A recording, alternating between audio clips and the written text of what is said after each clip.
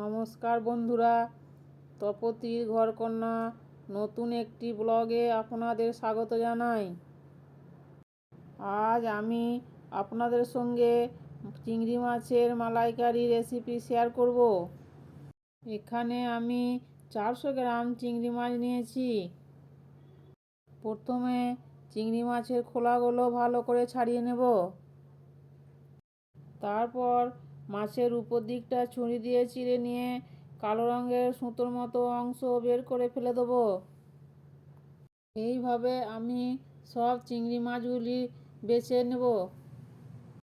এইভাবে সব মাছগুলি আমি বেছে ধুয়ে একটা পাত্রে নিয়ে নিয়েছি। পরে মাছে লবণ হলুদ মাখিয়ে রেখে গ্যাসে একটা প্যান বসিয়ে সরষের তেল গরম করতে দিয়েছি। তেল গরম হলে একে একে সব মাছ ভেজে তুলে নিচ্ছি।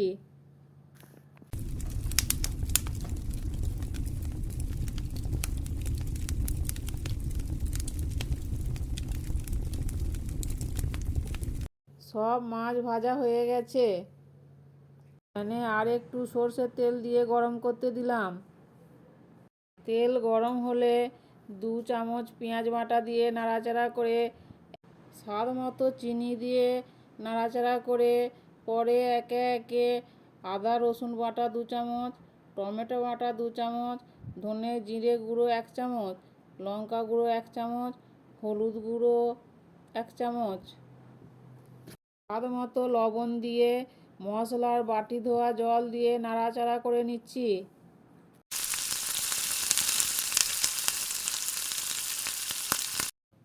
আমি আগেই নারকেলের দুধ বার করে রেখে দিয়েছিলাম। মশলা থেকে তেল ছেড়ে দিলে নারকেলের দুধটা দিয়ে একটু নাড়াচাড়া করে ফুটিয়ে নিচ্ছি। এবার ভাজা চিংড়ি মাছগুলো দিয়ে কিছুক্ষণ ফোটার পর বাটা গরম মশলা দিয়ে নাড়াচাড়া করে নিচ্ছি।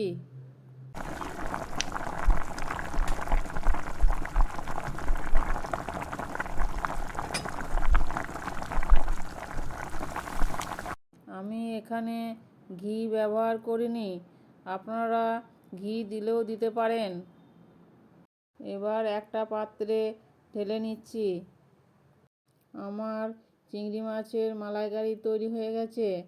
এবার উপর থেকে চেরা কাঁচা লঙ্কা ও সরষের তেল দিয়ে পরিবেশন করছি। খুব সুন্দর স্বাদ হয়েছে। এইভাবে আপনারা একবার হলেও বাড়িতে বানিয়ে দেখবেন। আশা করছি আপনাদেরও ভালো লাগবে। ভালো লাগলে লাইক, কমেন্ট, শেয়ার ও সাবস্ক্রাইব করবেন। ভিডিওটি শেষ পর্যন্ত দেখার জন্য সকলকে ধন্যবাদ। সবাই ভালো থাকবেন, সুস্থ থাকবেন। আজকের ভিডিওটি এখানেই শেষ করছি।